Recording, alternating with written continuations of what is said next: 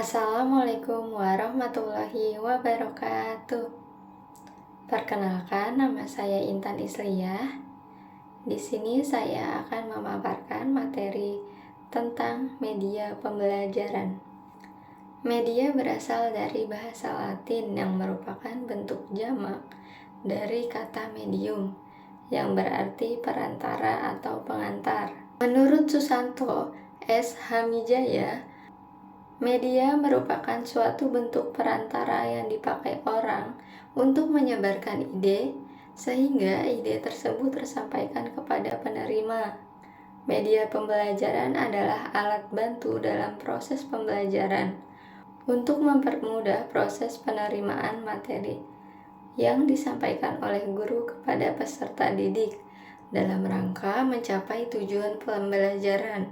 Jadi, kesimpulannya, media pembelajaran adalah alat yang bisa digunakan untuk membantu jalannya pembelajaran agar lebih efektif. Tujuan media pembelajaran. Di sini tujuan media pembelajaran ada 4, yaitu yang pertama, mengubah titik berat pendidikan formal. Dengan adanya media pembelajaran yang awalnya masih abstrak, sekarang sudah mulai bervariasi.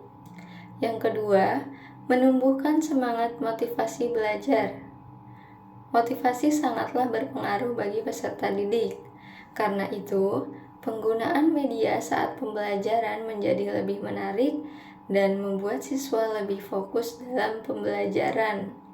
Yang ketiga, memberikan kejelasan.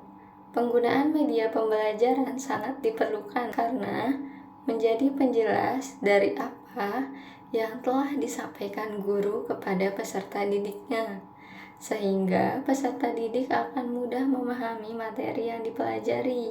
Yang terakhir ada menimbulkan rasa keingintahuan. Memberikan sebuah rangsangan, terutama rasa keingintahuan kepada peserta didik dalam memahami materi yang disampaikan. Selanjutnya ada manfaat media pembelajaran. Yang pertama, proses pembelajaran menjadi lebih menarik. Media pembelajaran memberikan manfaat dapat menyampaikan informasi yang didengar dan dapat dilihat, sehingga para siswa akan memiliki rasa tertarik untuk mendengarkan dan menyimak materi yang dipaparkan. Yang kedua ada proses pembelajaran menjadi lebih interaktif. Jika media pembelajaran dipilih dan dirancang dengan benar, maka media dapat membantu guru dan siswa melakukan komunikasi dua arah secara aktif. Tanpa media, guru mungkin akan cenderung menyampaikan materinya secara satu arah. Yang ketiga, jumlah waktu belajar mengajar menjadi efisien. Sering kita jumpai banyak para guru yang menghabiskan waktunya untuk menjelaskan materi, padahal waktu yang tersedia itu sangat terbatas. Namun, jika mereka memanfaatkan media pembelajaran, akan dapat menggunakan waktu yang terbatas secara lebih efisien. Yang keempat itu ada kualitas belajar siswa dapat ditingkatkan. Penggunaan media tidak hanya membuat proses pembelajaran lebih efisien, tetapi juga dapat membantu siswa untuk meningkatkan kualitas belajarnya. Selanjutnya ada jenis-jenis media. Yang pertama itu ada media visual. Media visual merupakan media yang hanya dapat dilihat.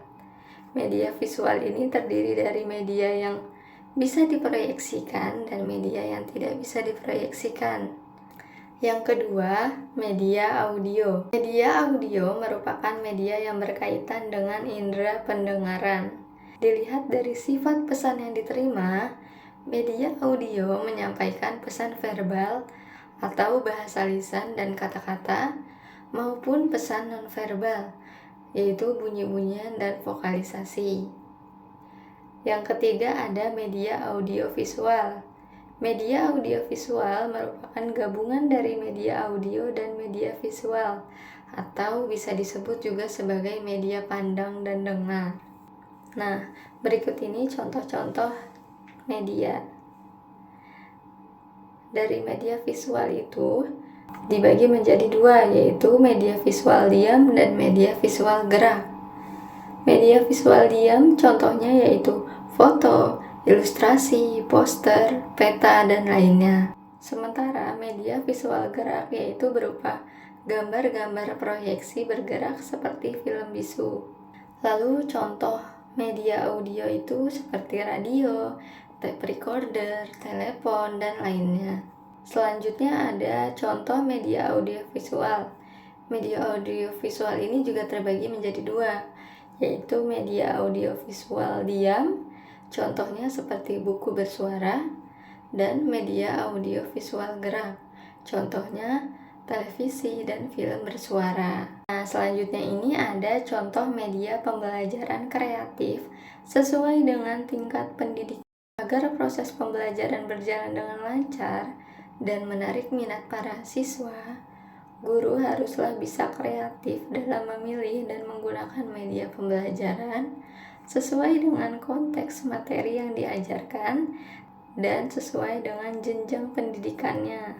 Contoh media pembelajaran kreatif untuk siswa SMA. Yang pertama itu ada media kartun. Menggunakan kartun yang berisi materi ajar berupa gambar, keterangan gambar, pertanyaan, sesuai dengan materi yang disajikan. Yang kedua ada games monopoli. Dirancang dengan menambah kartu soal, kartu kesempatan, dan kartu harta karun pada petak-petak monopoli. Dengan demikian, Bapak dan Ibu guru dapat membawakan materi pelajaran ke dalam permainan secara tidak langsung, sehingga pembelajaran menjadi menyenangkan dan menambah motivasi bagi para siswa untuk mengikuti dan memahami materi yang telah diberikan. Contoh media pembelajaran untuk siswa SMP, yaitu menggunakan media serbaneka.